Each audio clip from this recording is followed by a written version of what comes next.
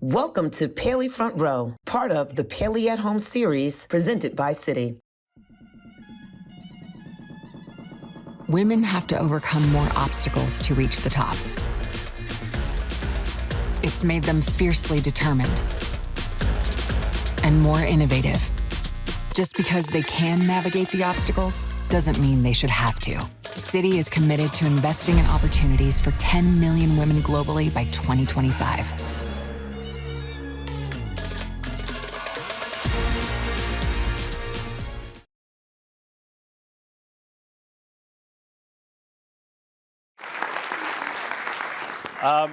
We have a really fun night for you. I've never hosted a panel before, but I'm going to kill it.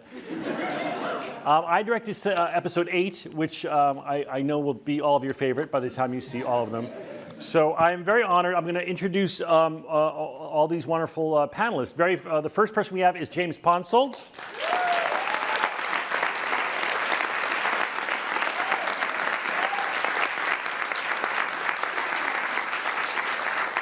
One of the head writers of the show, Neil Goldman.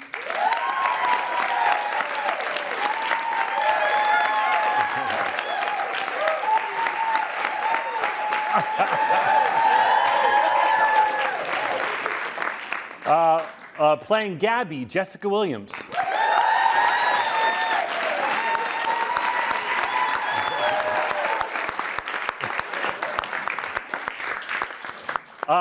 Playing Alice, Lukita Maxwell.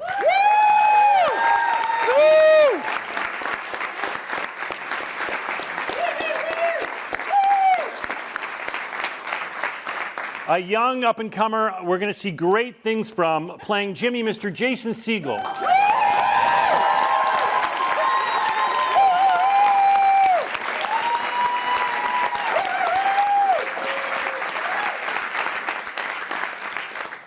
Playing Sean, Luke Tenney.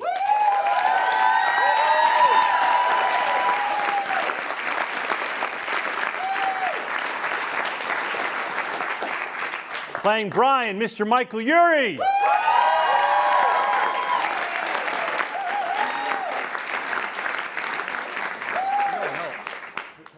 Playing the legendary Liz, Christa Miller.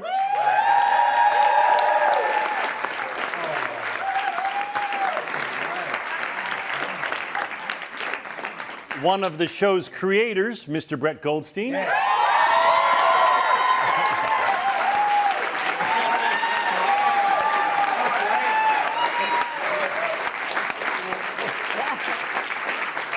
And the living legend, show creator himself, my friend, Mr. Bill Lawrence.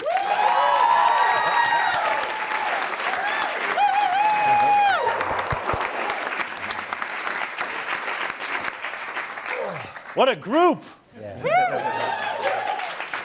It's Roy Kent. It's Roy fucking Kent. It's crazy, right?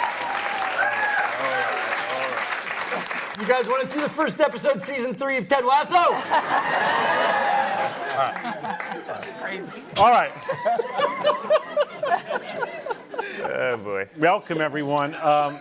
For those of you who've never done a panel with Bill before, you're going to have to try and elbow your way in to answer a question. No, I'm going to be good. No, I do want to start with you, though, because if I was in the audience for this, the obvious thing to do is to start off with the obvious question: how did this all come together? I know Jason and Brett and you got together. Obviously, then James joined you. So just talk about the genesis of this amazing show. And joking aside, I'm going to try and be quick because there's so many cool, talented people on this show. I'm going to just take credit for all their work for as long as I possibly can. So, look, Brett and I were working in London together on a different show. And the joke of it is we were sitting around a pub and trying to think of something to write together because I knew Brett long before Ted Lasso. And Brett likes writing, which means he's a sociopath, because I don't like writing. And we realized we were both working on a show about shrinks, and he thought that our stories melded together well. I thought that that meant that I would only have to do half as much work, right? And you stuck to your promise. Well, no, I did not, because then I'm like, if we can only find an actor who also writes, then I only have to do a third as much work. And Jason Segel, a lot of you might not know, not only an amazing actor and comedian, but he's such an amazing writer. Sarah Marshall, 5-year engagement, all that stuff.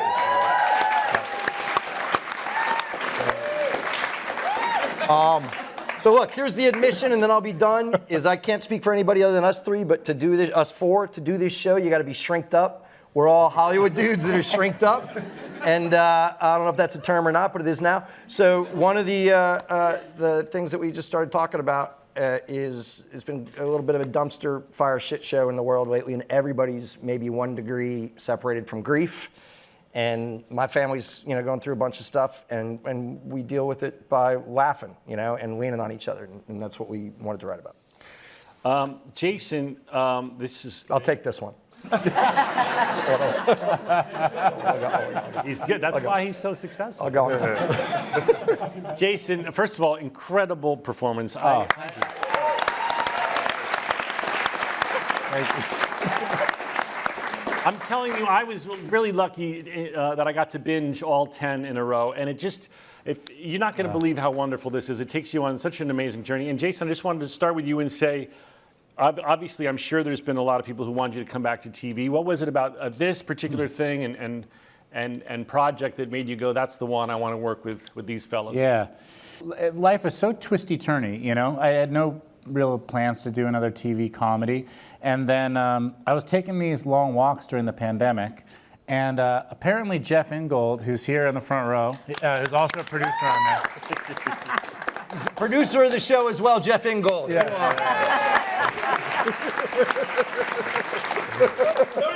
Liza Katzer. Apparently, because life is weird, he was in my little town, and I take these long, long walks, and he texted, Bill, hey, just saw Jason Segel on a walk. We should do a show with him. That's how Hollywood works, you guys. As simple as that. So anyway, then Bill called me kind of out of the blue, and that's the dreamiest call you can get. Bill's a genius, and I'm such a big fan. And we started talking about a couple different shows, and then he and Brett FaceTimed me, and I'm the biggest Brett fan. I think he's a proper genius. And they, yeah. I love Jason Segel. Hey, you guys know it sucked is these guys, they boxed me out. All they did was, he has a poster of the Muppets behind him in his office in his room, and he did all they did was talk about the fucking Muppets. There was But there's actually some significance to that, because I knew it meant that they were caring, soft, sweet guys, just like me.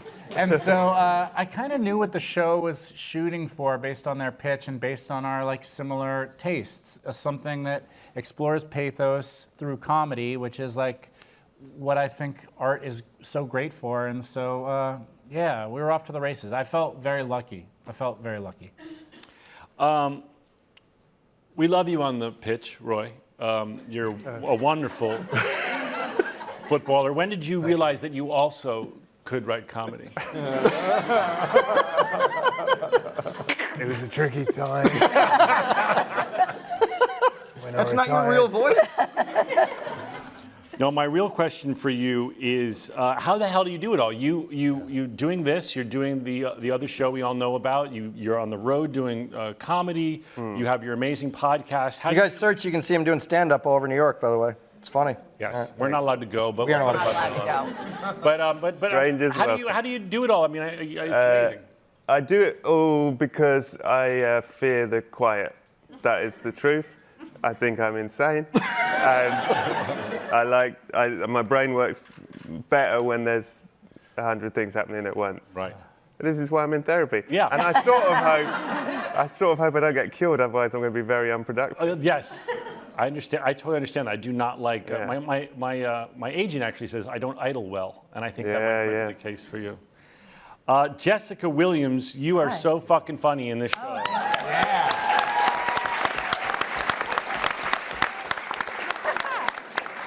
And I want to say, as you go on to see the show, not only is Jessica a brilliant comedian, but also a wonderful dramatic actress. And another thing that's very special about the way Bill lets actors work is he allows them to, as long as we get what's written, he allows them to play around. In my experience directing episode 8, you were one of the most prolific improvers, and so much of it was hilarious. And I just wanted to ask you, what's your process with that? When you look at the script, you go, oh, I might play with an idea here, or do you come each day and kind of just wing it every time? Because so much of what you were doing was new and different and very funny each take. Thank you, I appreciate that, but thanks, Z. That's my first time calling him that. You think so? Okay. But I generally, I think Bill, the reason why I signed on to play Gabby was because they kind of had a couple episodes written and they said they wanted to tailor it to me, which was really exciting, especially as a black actress. You don't really get that very often, especially from a bunch of white people. And so Bill's biggest thing was, he'll come on set and be like, okay, no matter what, I just want to get the bass. And then after we get the bass, which is what's written, then you just go crazy. And very quickly I found that once we had the bass, it just sort of felt like flying. And I really try and, between doing Two Dope Queens, which is a podcast I used to do, where basically we're just talking. Hey, somebody black snapped, and you love to see it. And between that and doing Daily Show and UCB and stuff like that, I really like feeling like I don't know what's going to happen. And so between action and cut, I don't know what's going to come out of my mouth, but I know we got the bass and I know we got the lines. I just kind of try and just be fully embodied and present. And then once it's cut, I'm like, I don't know what happened, but it is what it is. I think it's like knowing that it's very possible that I'm gonna fail and say something embarrassing, but then, coming out on the other side. And I fail a lot of times, and you guys just edit it I think to make sure that I think it's actually one of the great things about that style of working with Bill. And some showrunners are so precious about everything. But Bill creates an environment where you use the example of okay to fall, where you're okay to be vulnerable. You're okay to try anything because there's that safety net, and he's never going to make you look anything but great. Yeah, when we first started before the table read, he told all of us in the cast that we are in charge of our own characters. And so he defers to us as far as what our characters would and wouldn't do, which is a really lovely gift. And I felt really creatively kind of fulfilled on the show. And I had a lot of beautiful scene partners. Christa Miller, you are so incredibly funny and talented on the show.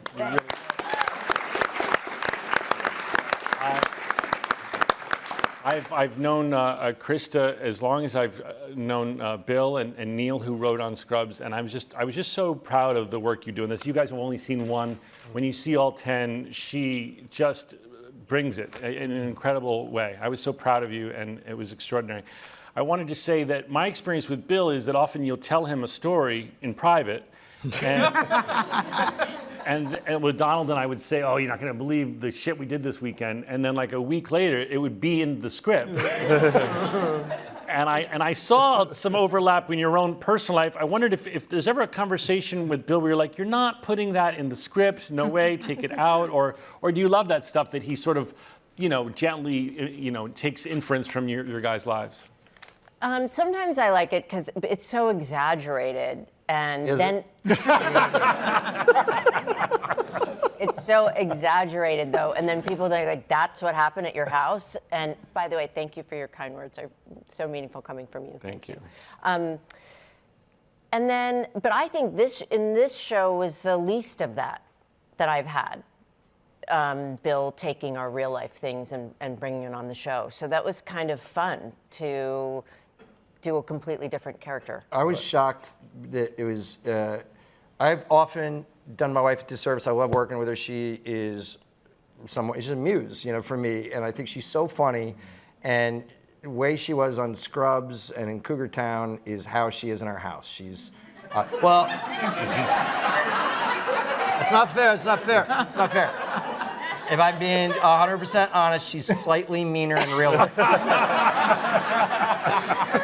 No one here believes that.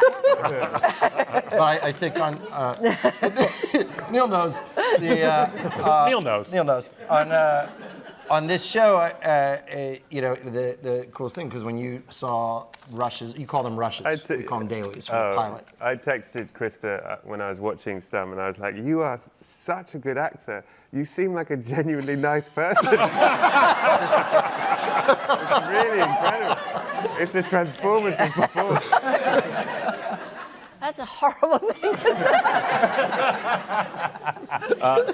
Krista, there's a story that I hope you don't mind sharing, where you came upon Jason doing what you thought was an acting technique. It's my favorite story of the year, by the way. Can you and Jason share this anecdote of what happened on set? Or if Jason will tell it, help me tell it. But let me start by saying it was the first week of work.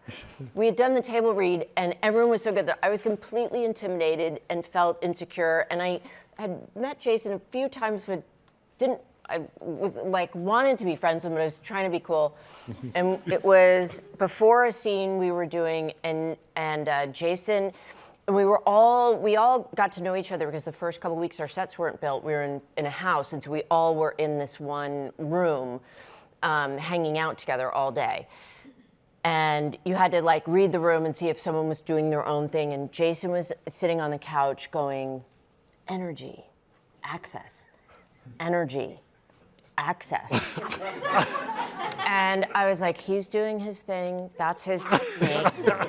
We went and did the scene, and do you want to take it from there? Sure. So afterwards, she came up to me, and she was really sweet, and I couldn't quite figure out what was going on because it was so deferential, and she said, listen.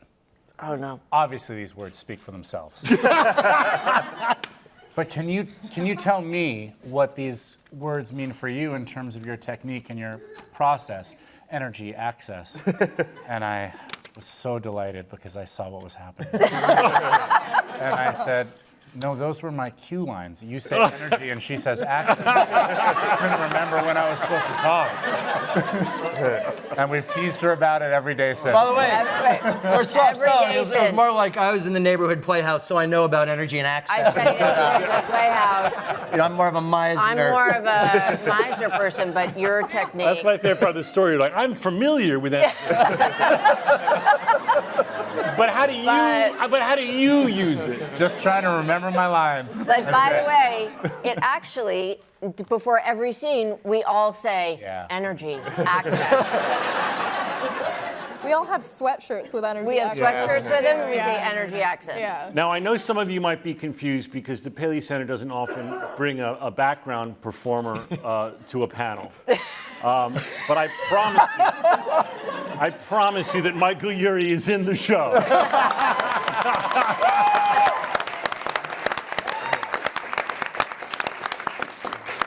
And trust me, you are friggin' hilarious and so charming, and you play the happiest person in the whole show, I think. It's a show about a lot of suffering, genuinely, a lot of people suffering, and your character is, I think, the most joyous person in the world. What do you think that's about? I mean, he's obviously in love and he's going to get married, but did you find that too when you were playing him? Yes. When I read the first episode, obviously I was like, huh. I was like, interesting. So he drives a gas car. That's all I know about him. But you know, Michael showed up to the table read like a champ in front of all the Apple executives. And then when I read the action line, and Harrison Ford's there, and I read the action line, Jimmy looks across at his best friend Brian pumping gas. He calmly got out of his seat, mimed pumping gas, gave a little bow, and then by the way went back. But you gave me that moment. I mean, that was really true to me, and but I was a little intimidated coming into the show because I didn't know anybody, and I wasn't in the first episode really, and here I am sitting at the table read with all of these heavies, and he threw me that moment, and I got to get a laugh at the table read, and that was the beginning of that's what the whole show is like, is getting thrown gems from people, from Jason, from Jessica, from Harrison, from everybody. I mean, from Zach, from all of our directors, and of course the writing. It's like when you are when you're in it, when they say action and you're getting gems, it makes it so much easier. But to answer your question about being happy in a really sad show, so the material that I had when I made my audition tape was this great stuff. It was like, everything goes my way. All these funny, that's sort of my catchphrase, everything goes my way, which I believe is... Which Bill actually says and means. Yeah, everything goes my way. Lucky Lawrence. You guys have to understand it's because everything goes my way. But I knew because in the first episode, it's so funny and it's so sad, and you can see how much is underneath all these characters. I knew eventually we would get to know why he says that, what's underneath that, and I didn't know when and I didn't know how, but I knew it would come, and that's the thing about this show that's so amazing, is the way that things sneak up on you, and a person gets advice from the least likely place or gives advice to the least likely person, and it's constantly surprising. Even when I watched it, I kept forgetting I was in it because I'm not always in it. And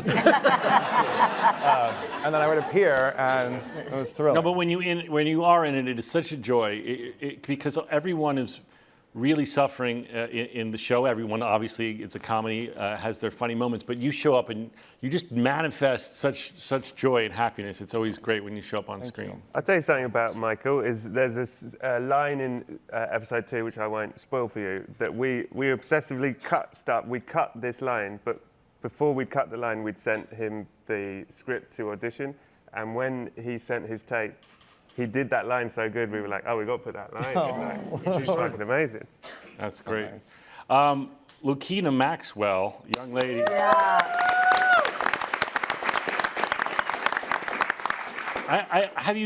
Forgive me for not knowing, but this, I'm assuming, is your big break, right?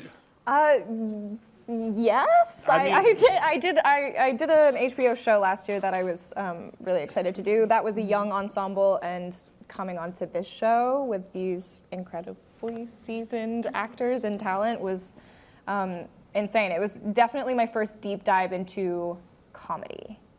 Yeah. Yeah. Well, you're extraordinary, and Lukita has a very big part in this show, as you're going to watch, and a lot of it is with Harrison Ford.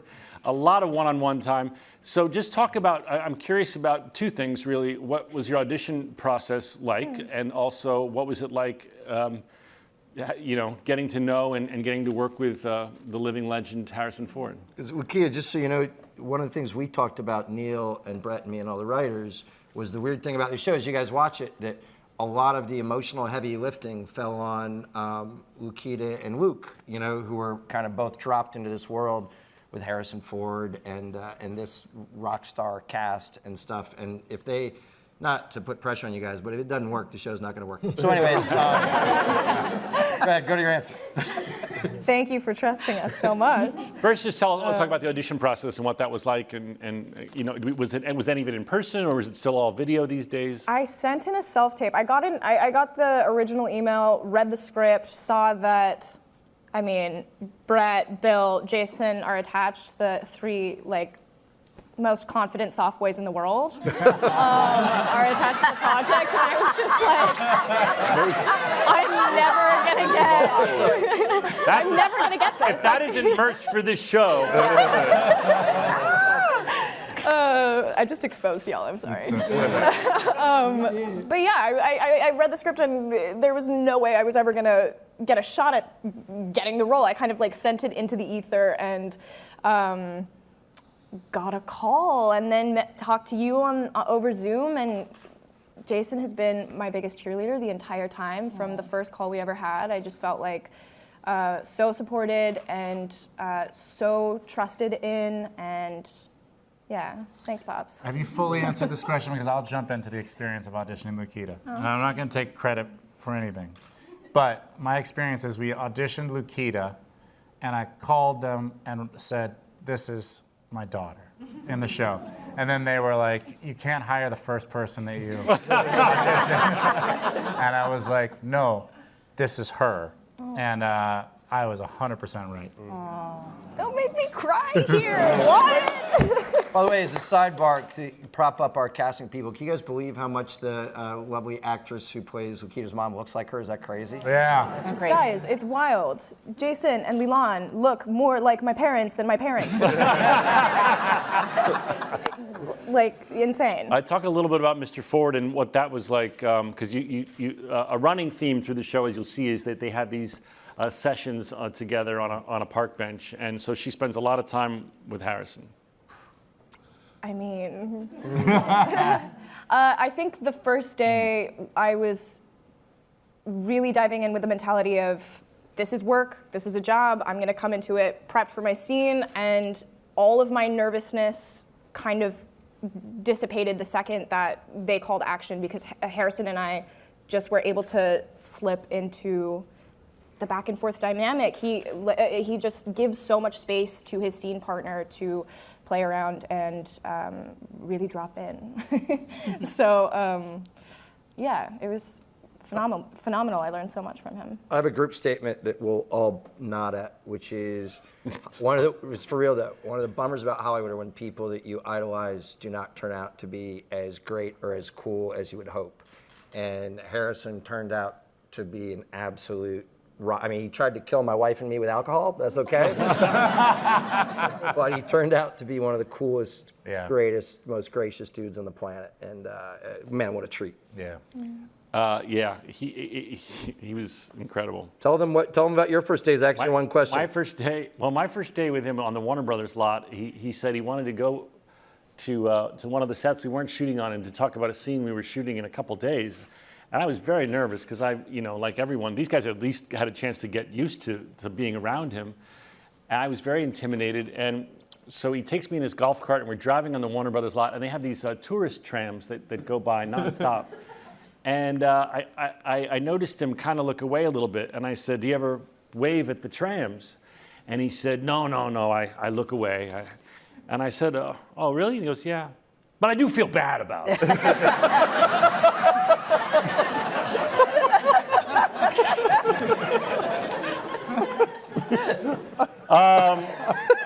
Luke Tenney, everybody.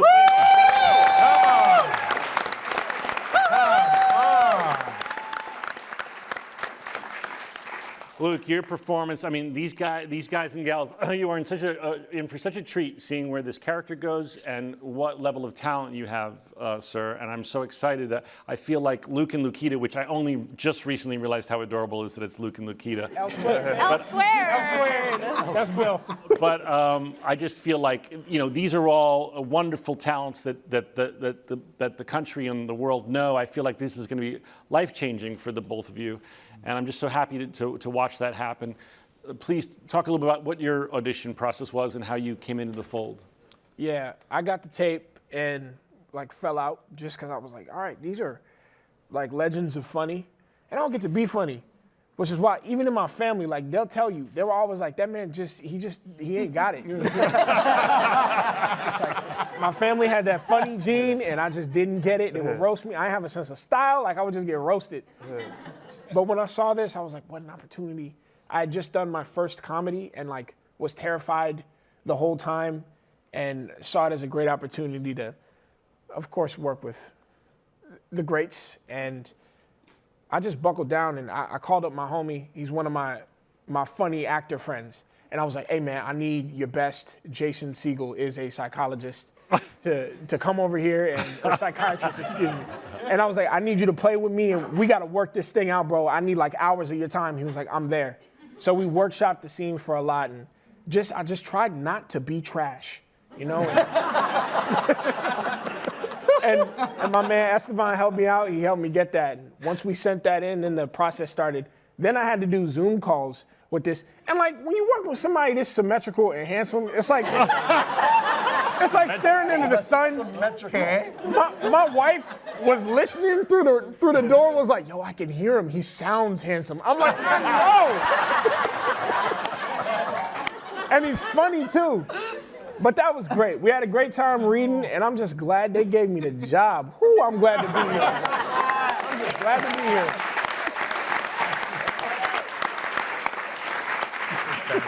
Well, like I said, I think that this is the beginning of big, big things for both you two. I think this is going to be life-changing for you.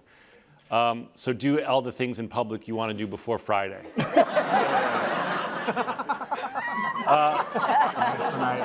funny. Funny because it's true. It is funny because it's true. Donald and I will school you. We got great stories. Thank you. James Ponsoldt, incredible job.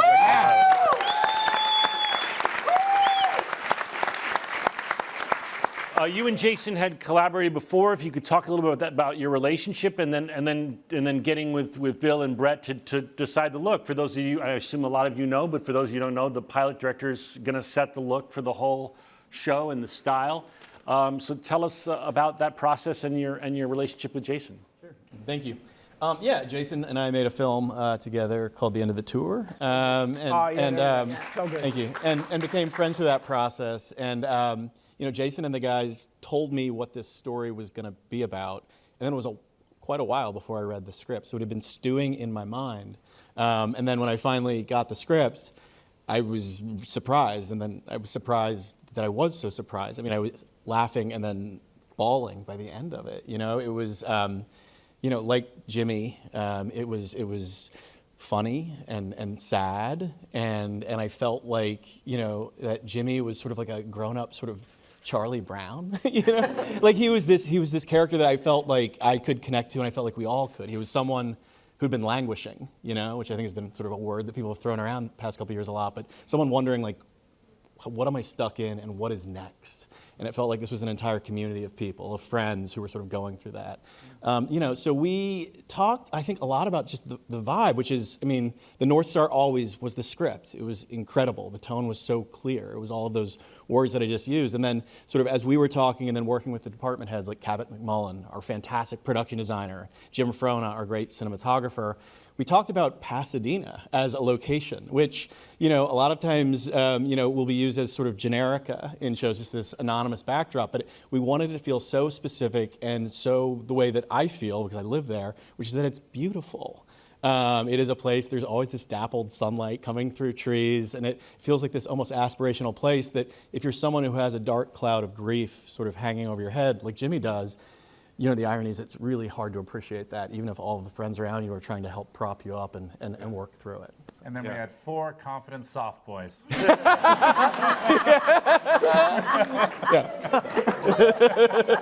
the way, soft boy. The subtext of these fuckers, they both know each other and live in Pasadena, and Jason is literally like, where should these shows be set? I don't know, near my house. By the way, when we're shooting out there, like when Neil and I show up for work, if we go out to set where we're shooting exteriors, Jason's essentially still holding the coffee he made in his kitchen. We've been on the road for 6 or 7 hours. Whatever. Neil Goldman.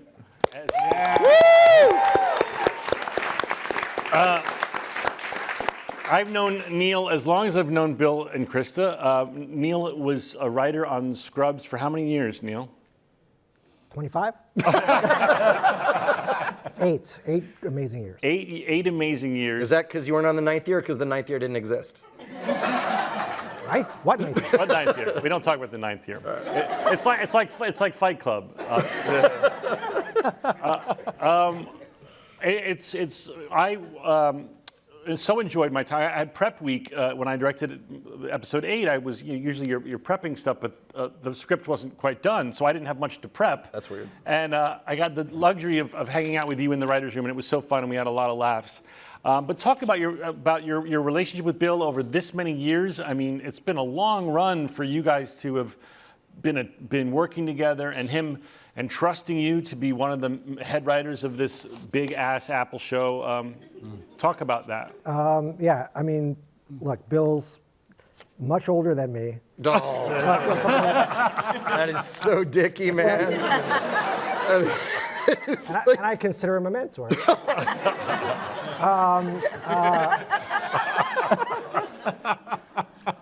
No, Scrubs was amazing. It was an amazing experience as a formative writer. No one's got a mind for story or jokes for that matter. Nothing is a galaxy brain. I always say it's like it's just astounding, and his brand, if I may say, to what it's like. He's so good at this combination of comedy and pathos, and I think that's one of the sort of that's one of the things this show aspires to and does very well as well. And I was the years on Scrubs was amazing, and I was working on other shows, Community. Superior Donuts. That's the second time. That's the second time you've asked for more applause from the audience. Are you not getting the applause you need? By the way, that's my brand. And Bill called and said, I got a new show, and I said yes. And then I said, what's it about? And he said, guy with a dead wife. And I said, sounds funny. I'm in, but I feel like truly he has been a mentor and a teacher, and I'm so much of a better writer because of him, and it's just a blast, and I consider him a good friend, and it's too nice. You'll allow me to say this. The person that's for champion running this show on the day-to-day and is grinding and doing all the things that when we can call late at night and go, we just thought that scene should be different, is Neil Goldman. He's killing it. Yeah. And he's such a talented writer. I have tried to exploit him. We made a bunch of pilots together that we're lucky that they didn't go. Although there's one we made called Nobody's Watching. You can see online. It's really cool. It's weird. But to get to see him doing this, that's cool. To get to see him on a panel, that's cool. This is the first time that Zach or anybody that knows Neil has seen. He looked so bad at the one press event we did clothes-wise that this is Neil Goldman styled for the first time. Yeah. By the way, he looks like a You're clapping the fact that he looks like he has a job. Well, comedy writers don't often make it out of the conference rooms. I feel like the blue shirt makes my blue eyes. No, Neil, Yeah. I have. Absolutely. It's weird because I have blue eyes. Okay. I want to talk about Harrison, because Harrison couldn't be here tonight. But Jason, let's start with you. What is it like working with this man? I mean, it's beyond iconic status. It's beyond anything that's normal. Those of us who've been doing this a while have the chance to work with incredible actors and A-listers and stuff. But this is beyond that. This is one of America's most beloved actors, one of the Earth's most beloved actors. Yeah, I mean, it's really astounding. Like, this guy arrives, and first of all, you can feel why he's Harrison Ford, too. There is like an unspoken charisma that follows him around. He has star quality. He's going to make it. Do you know what I mean? He's going to make it. Yeah. For sure. I think he's going to. I feel good about this. First Lukita and Luke, and then maybe Harrison. Yes. If we get a season 2, this guy's going to make it. But anyway, one of the things he does, which is, I think, so generous, because he doesn't have to, is he kind of busts through any awe right from the beginning and is like, I'm here to be your peer. I'm here to make this thing with you. He said to me once, which I've said a couple times, but it really stuck with me. He was a carpenter, and he said, I have been hired to build a house, and all I want when the job is done is that the people who hired me are happy with the house. And I thought, like, wow, what a way to go into this. And every day... It's a metaphor. It's a metaphor. I was like, what house did he build? No, he didn't build a house. Brett was lost. What do you got? Brett was like, we built a fucking house? What, between takes? There's a gap. That's gorgeous. Yeah. There's an American-British gap sometimes, but We have to whisper in his ear. Does he not have a house? No, he has a house. He has lots of houses. Yeah. He's very rich. Don't worry about it. He has houses. There's also this thing, like, you expect when you have Harrison Ford in a comedy that kind of, what you picture is that Harrison will be gruff and we'll all do comedy around him. That'll be kind of be the dynamic. Yeah. And it starts out like that a bit, as you saw, and then pretty soon we realize, oh, he's here to, like, try out some comedy moves. And he got really loose and really funny and really weird sometimes. So weird. Like, sometimes he got really weird, and I'm like, oh, he's here to show, like, I know I'm funny. I'm gonna show it. I'm gonna show him, and I think he really did. Yeah. I think he loves it. I mean, to me, what was astounding was this was not an older legend phoning it in, you know. He genuinely, you know, the whole time I was there, takes every take as seriously as someone who's brand new and can't believe they're there. He's so, right, James? You can speak to that more than I can. I only directed one, but he's so committed to every take. The very last scene that we shot of him, the last setup, he was sitting at his desk in his office. I was at Video Village, like we had done, you know, 3-4 takes of it. You know, we had it. He had his laser gun. Yeah. I like confusing people about where the show goes. And I looked around, and everyone felt good. We were all like, yeah, we got him. And we kept rolling. I was like, this is it. This is a wrap on Harrison. So I went in to Harrison, into the room, into the office. I said, Harrison, how do you feel? Like, do you want another take? And he looked at me, and he said, I feel grateful. Like tears in his eyes. And then he stood up, and we all like, that's a wrap on Harrison Ford. Yeah. And he like hugged everybody. We had more scenes. He came back later and celebrated with us. He celebrated. Yeah. You can fill that in. Jessica, what was your experience with Mr. HF? Oh man. It's Harrison. My question was, who is that? Harrison Ford. It was really surreal. I had signed on and I think found out that he was doing the show like the day after. And I think initially it took me a day to get used to his face because I had known about him for basically my entire life. And so looking at him was just weird. And then he would have these it was like weird. And then he was like, also like, he's like a smoke show also. And so I would be like, oh wow, he's like, he would like laugh and I'd be like, oh my gosh, that's Han Solo. Oh my gosh, that's Indiana Jones. Like he would do things and I'd be like, holy shit, that's fucking Harrison Ford. And then after, it took me like a couple of days because we do have a lot of scenes with him at work. After that, then it was just another day at the office. He's just like a smart ass and he likes to tell jokes and he's like a guy that likes bird watching. So it was just all, it was all just not, he was just like a really lovely man over 80. He's also, by the way, I guarantee, because you and I were joking about it the other night, he's just so you guys know, the funniest thing to have someone that funny in that game that's 80. He does the jokes that none of us can do. That's right. And then he literally looks out at the group and goes, I'm 80, fire me.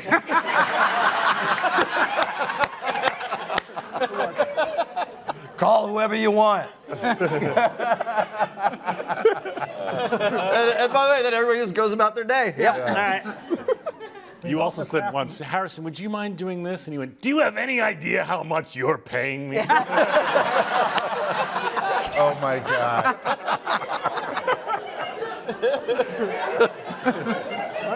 Which turned out to be a yes. He would do whatever Bill wanted. But he also knew all the actor tricks. Remember the hat? Oh, God, by the way, it's so, all right. This is the spoiler for this group. And I don't know if this could be a story that can't go out in the press, but it's funny. So. Oh, well, then tell it.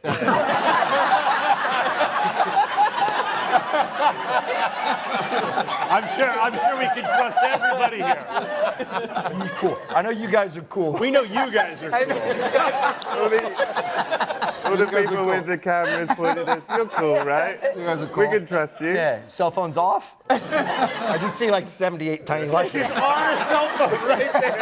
All right. It's my sister. She's cool. Is that That story's not a bad story. No, it's fine. It's fine. It's fine. It's gonna be fine. You're gonna be fine.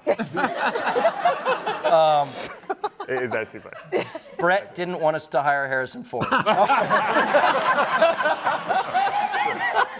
That is not fucking true. No. Did you read for the part like you did when It came down to me or Harrison. And I was fucking furious when everyone chose him. I was like, after all I've done for you. So here's a spoiler you can look for. So Harrison, in all of his scenes with Lukita, is wearing, what would you call that? Is it a Panama hat? It's a fedora. It's a fedora? All right. So is an actor trick. So weird thing that I got to think about today was the gift in my life. I'm so grateful to get to do this with people like this, and I know how lucky I am to have such a fun job. I promise. 30 years ago, I was here at the Paley Center with Michael J. Fox. The first show I created was called Spin City, and no, there's no time. And to get to write lines that he said was incredibly cool. And then to have, in the tail end of my career, Harrison Ford saying stuff, it feels equally special. And but he tricked me on the first day. As we were on set working with Jason, and Harrison walked in. He wasn't shooting it. His scene was later, and he had a big old. He looked like that fedora. He looked like the guy from Curious George. You know, the big yellow. And he said, "Hey, Bill, you like my hat?" All right. So on day one, if Harrison Ford says, "Do you like my hat?" you don't go like, "No, it's ridiculous." You go, "Yeah, I love that hat." And he goes, "Great, I'm wearing it in every scene." And he walked away, and I immediately went, "Oh no." You want to know what happened next? So then Bill sees me across the room. He says, "Jason, come here." I said, "Yeah, what's up?" He says, "You know you're an executive producer on this." I said, "Yeah, I do." It's like, that comes with some responsibility. Go tell Harrison Ford he's not wearing that hat. Yeah, I said, "Hey, Randall, come here." So the compromise was that his character is allowed to wear his hat when he's outside.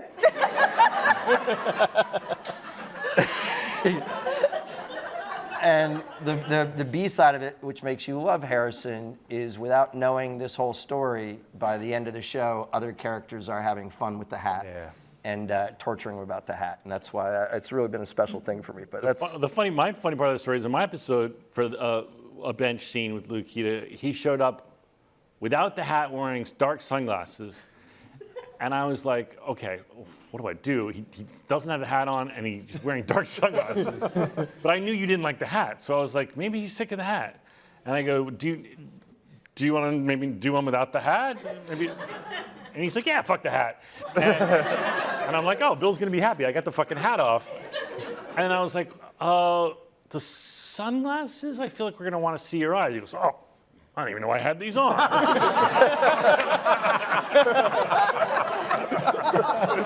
I was like, double win. I got one serious question and then one funny question. I felt like watching the show that, in a broader sense, it was looking at the grief that we as a society felt going through this insane pandemic and processing what the fuck just happened. On an individual basis, people, I think, will be able to relate to the grief in their own life and processing grief in their own life. I wondered if you or Brett or Jason or Neil could speak to. For me, it affected me and it hit me on a level of like the grief that we as a planet just went through and are trying to stand back up from. And I wonder if that was on your minds at all. I'll tee it to you. Brett and I spoke a lot, and Jason, and the whole writing staff, of the show's about dealing with grief. Something that struck me is, whether it's the news or something happening with a loved one, my pop's struggling a bit and everybody's dealing with stuff. It used to be that you would say like, oh, I can't imagine. But recently, I don't know if it's just that we're being more open or there's been a bit of a shit show, you can't imagine. Everybody's going through stuff. And, the idea that grief is universal, I mean, it's kind of cynical, but the idea that grief is universal, but that you can get through it with people that you care about and love, and by laughing at it, which is how my family handles it, is hopefully, a little more hopeful, I mean, were you thinking the same thing? Yeah, I agree. I mean, but I also think, I think that you write these things from your own stuff, and you focus on the characters and their story, and when you're talking about a bigger thing like what you're saying, I think those things tend to sort of happen unconsciously. Like I don't think we sat down to go, let's write a thing that is a bit about the pandemic. You know what I mean? Right. Like I just think those things are all. You said to me, I want to heal the world. I did. Yeah. No, I sang it to you. What were the chances I was going to get a serious answer to that question? All right, let's end on, we're done, right? But I got one last question. Bill on Scrubs used to call the hilarious actors that would come in, like the late Sam Lloyd is the perfect example, and have one line and just crush and make you laugh. Throughout the 10 episodes of this wonderful show, Ted McGinley is that. Who plays Derek? I don't think there's a line he has in the show that I didn't laugh out loud about, and I just think he's so funny. I hope you give him more to do when there's a season 2. Talk a little bit about Ted, and Christa, you can speak to it, because he's just, we all grew up with Ted McGinley. I mean, he's been, I don't know how old the man must be, but he's been working since. Oh, wait, have Bill tell the Ted McGinley story. So you guys know, It's so Ted good. McGinley, who plays Christa's husband, is a lovely man, a lovely actor. You might know him from Revenge of the Nerds or Happy Days or Married with Children. He's that guy. 9 zillion Nine zillion others. He's a great actor. He has tremendous, tremendous stage fright, and acting is still an audition-based thing. And the 2 actors that tested for Dr. Cox when I did Scrubs were Ted McGinley and John McGinley. So it was even more confusing because they were both McGinleys. And he didn't get it. And then we had another show called Surviving Jack, and it was either him or Chris Maloney, and he didn't get it. And we always talked a lot about that we would work together someday. And we just gave him this part, and he came in and ingratiated himself, I hope, to everybody. He's such a lovely, lovely dude. And I remember after the table read, he was emotional because I think there was when he told me there's a parking spot with his name on it, right? And he's such an assassin. Wait till you see this guy as the year goes.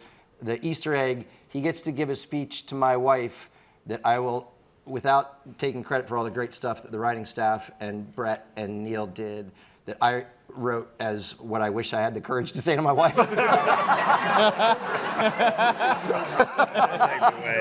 don't like it. No, I don't like any of it. He's not going to say it anyway, so don't worry about it. Catch Bill in the corner just watching Ted McGinley do the speech over and He over. was. Not just that, but mouthing the words as he was walking. Neil and I were in editing, and he's like, "Stop watching that scene." It's not a lot. But weren't you guys all struck by look? One of the coolest things that when you have what's weird is you have to gauge, the room, and these actors and actresses are so giving that, like on a lot of shows, if you guys watch them, the secondary characters come in to deliver exposition. Where are you going? Where are you? Where are you from? And whether it was the young woman that plays the patients, the guy, the bearded patient, even in that montage, the patients you see in the pilot are going to be the patients for the year. And some of these performers are so good, and all these people are so generous to give them their own moments and their own stuff. That's part of the fun of this. So when you do your own shit, one line can be important and super fun if you let the person kind of really crush with it. Anything you want to say in closing? That's it. We're out of time. One more thing. Yeah. Energy. Energy. To the basement!